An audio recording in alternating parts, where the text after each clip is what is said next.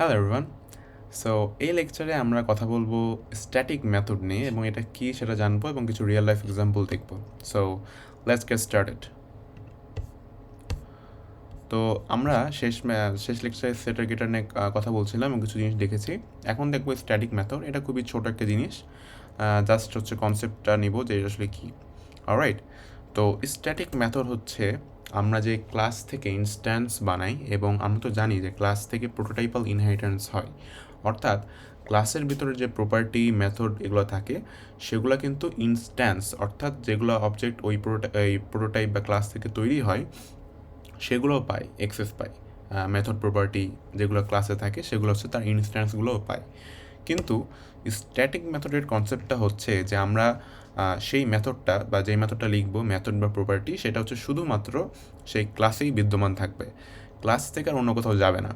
অর্থাৎ ক্লাসের যে ইনস্ট্যান্সগুলো সেগুলো ওই মেথডের অ্যাক্সেস পাবে না, শুধুমাত্র ওই ক্লাসেই থাকবে এবং সেই মেথডটা ইউজ করার জন্য আমাদের শুধু ওই ক্লাসটাকেই কল করতে হবে। ঠিক আছে, কোনো ইনস্ট্যান্সে ওই মেথডটা অ্যাভেলেবল থাকবে না।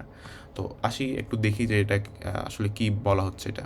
ওকে, সো আমি এখানে একটা স্ট্যাটিক মেথড অ্যাড করবো। তো স্ট্যাটিক মেথড, আচ্ছা প্রথমে একটা মেথড অ্যাড করি। ওকে, তো প্রথমে যদি একটা মেথড অ্যাড করি, তো সাপোজ আমি এখানে লিখলাম যে গ্রিড। ওকে, গ্রিড বা সাপোজ ইন্ট্রো দিলাম, হ্যাঁ ইন্ট্রো, এবং এখানে হচ্ছে আমি লিখলাম যে console.log। এখানে আমি জাস্ট লিখলাম যে সাপোজ এখানে লিখলাম যে this is a person class. Okay, এটা লিখলাম, ফাইন। এখন নর্মালি যদি আমি লিখি একটা মেথড, তাহলে সেটা কিন্তু এই পার্সন সিএল থেকে যতগুলো অবজেক্ট তৈরি হবে প্রত্যেকটা অবজেক্টে এই মেথডটা বিদ্যমান থাকবে। ঠিক আছে, আমি যদি শাফিনে দিই যে শাফিন ডট ইন্ট্রো, ঠিক আছে, শাফিন ডট ইন্ট্রো যদি দিই এবং এই টার্মিনালটা ক্লিয়ার করে যদি আমি চালাই, তাহলে দেখবো যে this is a person class উপরে আসতেছে। আবার আমি যদি আরেকটা অবজেক্টও বানাই, সাপোজ আমি এখানে লিখলাম const Gopal is equal to new person CL. এখানে আমি লিখলাম গোপাল ভার, তারপর এখানে লিখলাম 1965। ঠিক আছে, এরকম কিছু একটা করলাম। করার পরে গোপালের যদি লিখি আমি গোপাল ডট ইন্ট্রো, তাও আমি দেখতে পারবো, এটাকে কল করি নাই, তো এটাও আমি দেখতে পারবো যে it is working fine, this is a person class. Wow. কিন্তু সমস্যা হচ্ছে যে আমি যেটা বললাম সেটা কীভাবে করবো, স্ট্যাটিক মেথড, অর্থাৎ এই যে শাফিন গোপাল পাচ্ছে ইন্ট্রোর অ্যাক্সেস, সেটা আর পাবে না। তো সেটা করার জন্য এই ইন্ট্রো মেথডের আগে একটা কিওয়ার্ড বসাইতে হবে, সেটা স্ট্যাটিক, এটা বলে দিতে হবে স্ট্যাটিক। ঠিক আছে, এখন যদি আমি এটা রান করি, তাহলে বলবে Shafin dot intro is not a function, সেটার কোনো অস্তিত্ব নাই। আমি যদি একটু console.log শাফিন করি, শাফিন করাই আছে। তো শাফিনের ভেতর এখানে যদি প্রোটোটাইপটা একটু দেখি, শাফিনের প্রোটোটাইপটা যে ডট প্রোটো, এটা যদি একটু দেখি,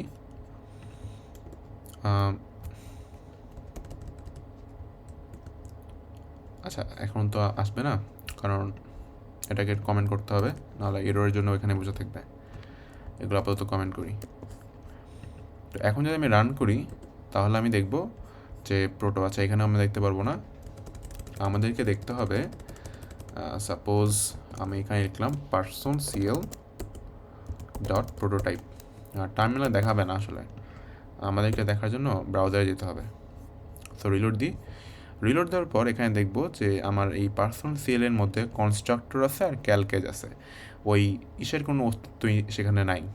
alright,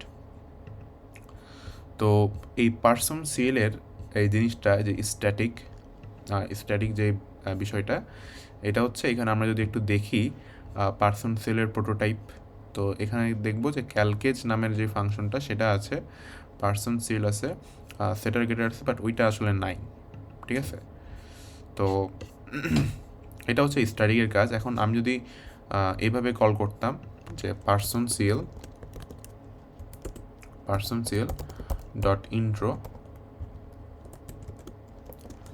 person CL dot intro, তাহলে আবার যদি রিলোড দিতাম তাহলে কিন্তু আমাকে দেখাচ্ছে যে হ্যাঁ আছে। Alright, this is a person class.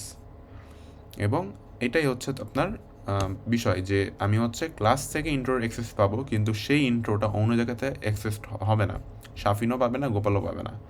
কিন্তু যদি আবার স্ট্যাটিকটা বাদ দিয়ে দিই, স্ট্যাটিকটা যদি আমি বাদ দিয়ে দিই তাহলে আবার যেটা হবে সেটা হচ্ছে আমি যদি আবার